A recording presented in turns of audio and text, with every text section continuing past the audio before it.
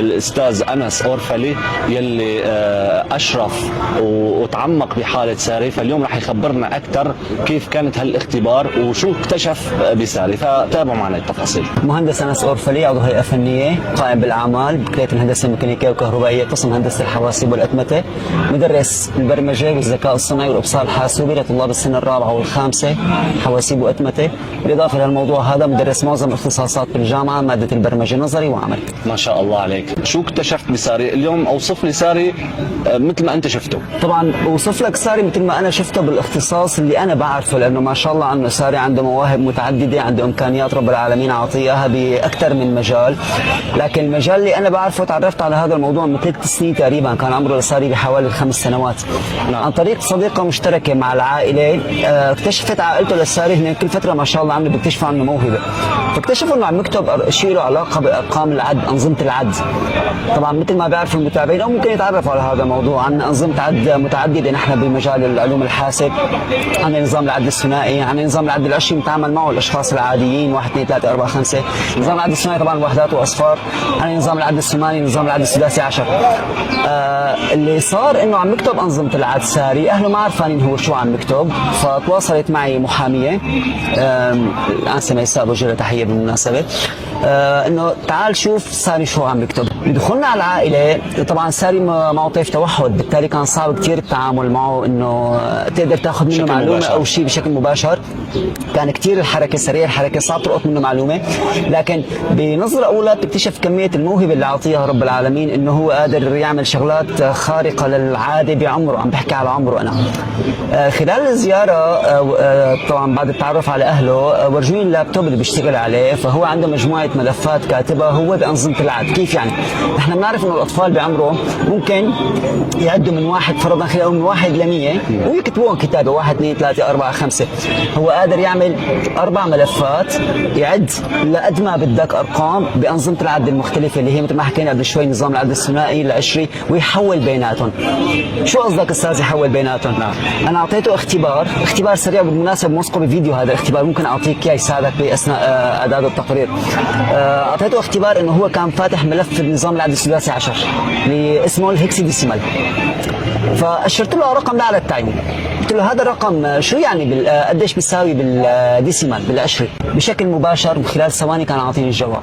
انا ما بعرف طبعا، انا بدي امسك ورقه وقلم محول لمده 10 دقائق لحتى اعرف هذا الرقم بالهكسيديسيمال شو بيساوي بالعشري. ما شاء الله. فتحت الانترنت، كتبت رقم الهكسيديسيمال عن طريق طبعا في محول سريع، ضغطت على التحويل للديسيمال اعطاني رقم تماما مثل ما اعطاني اياه ساري. هون انا ذهلت بصراحه. سالت هذا الرقم شو؟ انا ما بعرف. هذا الرقم شو؟ بالديسيمال هذا الرقم شو؟ بالديسيمال. هذا هيكس. هذا هيكس ما؟ اوكي بروح اورجيك اياها. هذا هيكس. بالديس شو؟ بالديسيمال ديس. اوكي. قد ايه؟ 1191. 1191. 1191.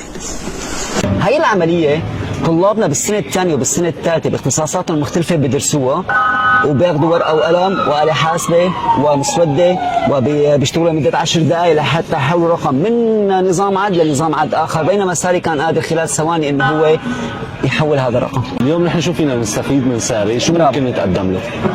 ساري عنده مواهب بمجالات متعدده جدا. هلا انا حسب ما فهمت من اهله انه هو كمان حتى كان قادر يعمل مقطوعات موسيقيه، كان قادر. هلا حاليا ساري باخر زياره طبعا كانت من فتره قريبه، كان عم يكتب ابجديات. نعم. كان عم يكتب ابجديات، وصل الابجديات اللي بيستخدموها القبائل الافريقيه من شو بيسموها من منتهيه يعني. شو بتوصف ساري؟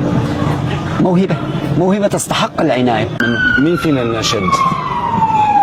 هلا بشكل مباشر مين فينا الناشد؟ المشكله انه وزاره التربيه او وزاره التعليم العالي مو هن الناس اللي ممكن يتعاملوا مع ساري، لانه ساري هو حاله خاصه، مو هو حاله تعليميه. يعني انا بناشد وزاره الثقافه مثلا، ممكن ناشد دكاتره التاريخ لحتى يتعاملوا مع هي الابجديات اللي هو عم يكتبها، يعرفون هو شو عم يكتب. ممكن ناشد الجمعيه العلميه المعلوماتيه يرعوه خلال سنوات قليله، ممكن يكون قادر على كتابه كود برمجي لحل اكبر معضله برمجيه ممكن تواجهنا. يعني وزير الاتصالات اليوم استاذ جامعه ما بكفي، اليوم اهله ما بكفوا، صحفي ما بكفي، بده وزاره تتبنى له ساري، بده دوله تتبنى له ساري. المستوى العالي. هو مو بالمناسبه لا هو اول واحد ولا حيكون اخر واحد. هي متلازمه الطفل الموهوب هي شغله موجوده بالعالم. اليوم انا ما بدي حدا يتعامل مع ساري كحاله مرضيه، بدي حدا يتعامل معه كحاله موهبه، كحاله عبقريه، كحاله نعمه رب العالمين عاطينا لسوريا لحتى نحن نستفيد منها. هلا اهله حسب ما فهمت كمان حاولوا يحطوه بروضه، حاولوا يحطوه بمدرسه، بس ما يقدر يتجاوب مع الاستاذ والانسه بتاع اكتب الف باء. لا هو مو هيك،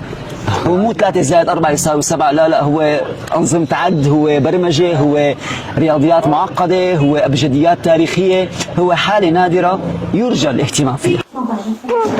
دول حروف الأفريقي. حروف الافريقي هذا؟ قل لي اياهم، تعال شوف، قل لي اياهم. دي اقراهم. اقراهم يلا. با با تا تا دا دا دا دا دا إي ص ص دا غ ح ح إي جا كا كا لا ما نا نا أو با كا خا را غ ص ش شا تا